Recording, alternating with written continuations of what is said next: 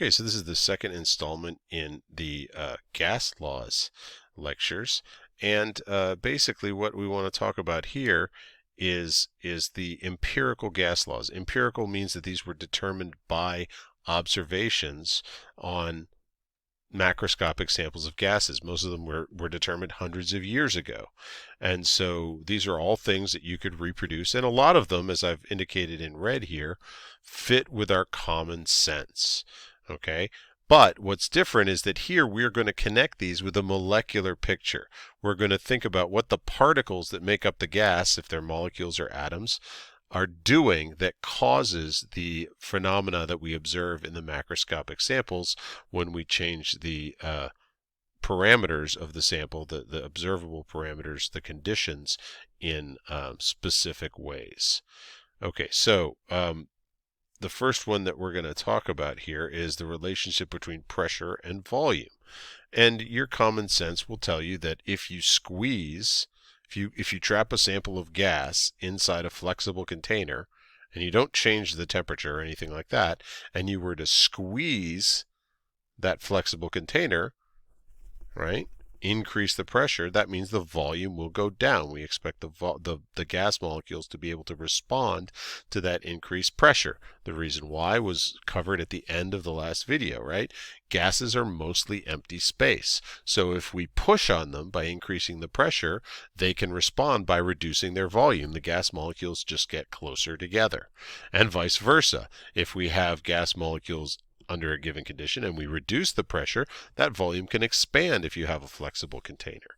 Okay, so this was first quantified by Robert Boyle, one of the first real scientists. He was the first president of the Royal Society of England, whose most prominent member was Isaac Newton, who you've probably heard of. Anyway, what Boyle found was that if he carefully took a sample of gas and he trapped it in a container so that the amount of gas in the container was fixed, and he maintained it at a constant temperature, then there was a very specific relationship between the pressure that he put on that sample of gas and the volume. Specifically, the pressure was inversely proportional to the volume.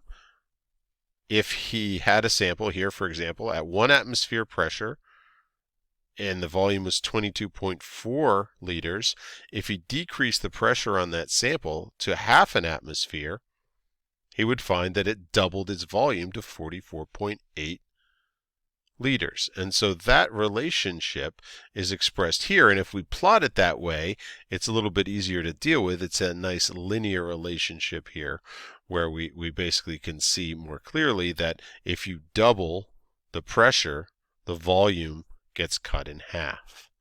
Okay, and so we can actually write this in the form of an equation. What Boyle's law says is equivalent to saying is that the product of pressure and volume is equal to a constant when you have a fixed sample of gas at a constant temperature. And so that means we can also write P1V1 equals P2V2. And this gives us a very handy way of solving problems, right?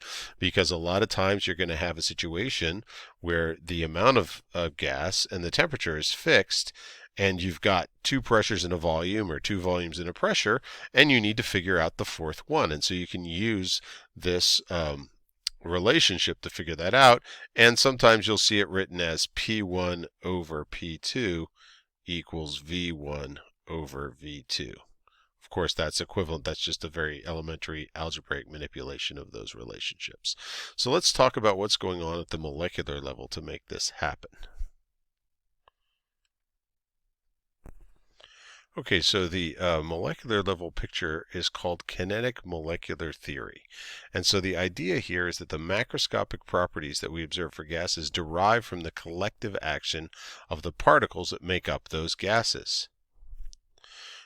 One of the fundamental principles here is that gas particles are always moving. They never stop. And that the pressure that we measure is caused by collisions of the gas particles with the walls of the container. So let's see how this works for Boyle's law. if we have a container with gas in it, you can see here that all those little particles are moving around and they're banging off the walls of the container, and that causes us to measure a pressure on the gauge, which you see here represented as 1.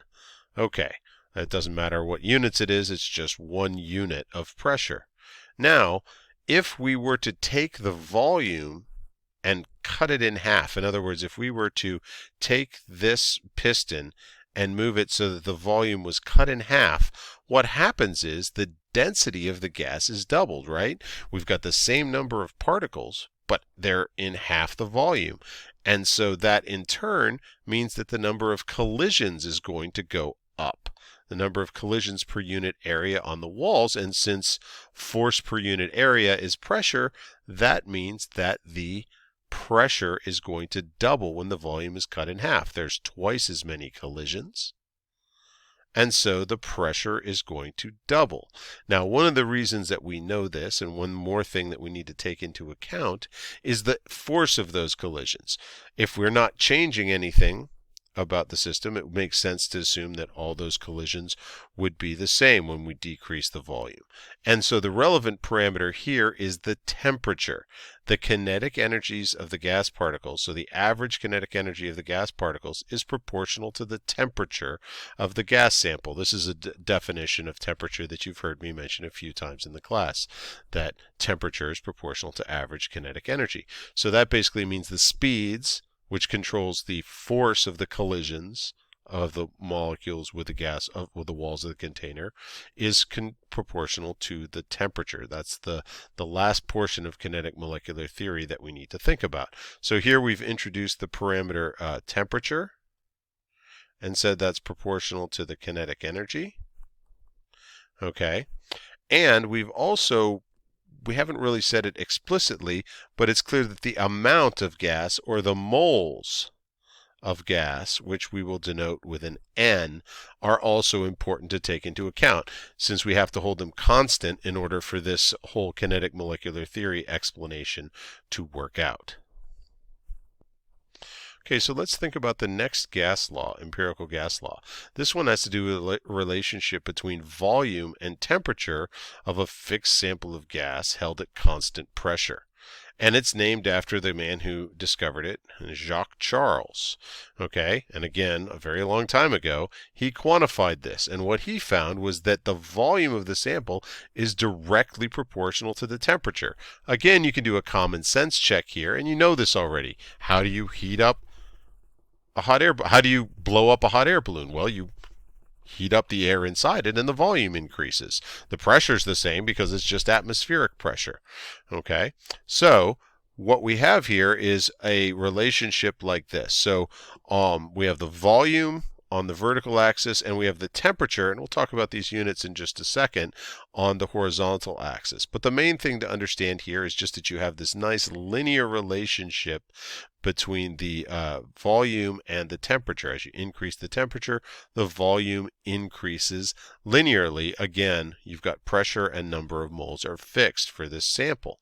So our molecular picture is based on the kinetic energy being proportional to the temperature.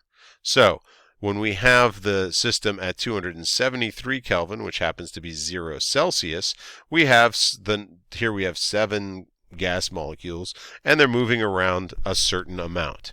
Okay, molecules move faster at higher temperatures, so that means those same 7 molecules are going to effectively take up more space. Each one's going to move more in a given amount of time at the same pressure and same number of molecules. And so that means the volume is going to increase. As you can see here in the little diagram, the balloon kind of increases as we warm this up. This is about room temperature now. Okay, this sample's about room temperature. If we then increase the temperature all the way up to the boiling point of water, now we're really got the molecules zipping around, and they take up even more space. The average distance between the molecules is larger, and the volume increases. Okay, and so we can write our proportions here by basically saying that V1 over T1 is equal to V2 over T2. And sometimes it's a little bit more useful to express that as the ratio of the volumes has to be equal to the ratio of the temperatures. So basically, if you double the temperature, you expect the volume to double, and so on. One thing that I said I would talk about here is the units for temperature. Charles's law actually shows us that there has to be an absolute scale for temperature. Celsius is the relative temperature scale that's used for the boiling and freezing of water, based on the boiling and freezing points of water. Charles's law suggests that this goes down to a fundamental lower limit, right? Basically, absolute zero would be the point where the molecules stop moving and didn't take up any volume anymore. The volume goes to zero, and we call this the Kelvin scale. Okay? And so at 0 Kelvin, which is equal to negative 273.1 degrees Celsius, molecules of gas would stop moving. There is a law of thermodynamics that says you can never actually get all the way to 0 Kelvin because it's impossible for the molecules to stop moving. But that's a story for a different chapter. Continuing with the empirical gas laws, now we're going to talk about changing the amount of gas in a flexible container when we keep the pressure and temperature the same. We can think about this like blowing up a balloon. Okay, so this is Avogadro's law, which we've already talked about. And basically it says that the volume is going to be proportional to the amount of gas when the pressure and temperature are held constant. We get a plot like this. The relative volume goes up proportionally to the number of moles. We add 1 mole, 2 moles is going to double the volume, 3 moles is going to triple it, and so on and so forth. So what's our molecular picture here? Well, at constant pressure and temperature, right, the molecule, basically the collision rate of the molecules is a certain amount. Each molecule is taking up or sweeping out a certain amount of space. Okay, and so what that means is that each molecule kind of has one little region of space that belongs to it. So if we're going to add more molecules and we're going to keep the same pressure and temperature, that means we have to add more space. The volume has to increase.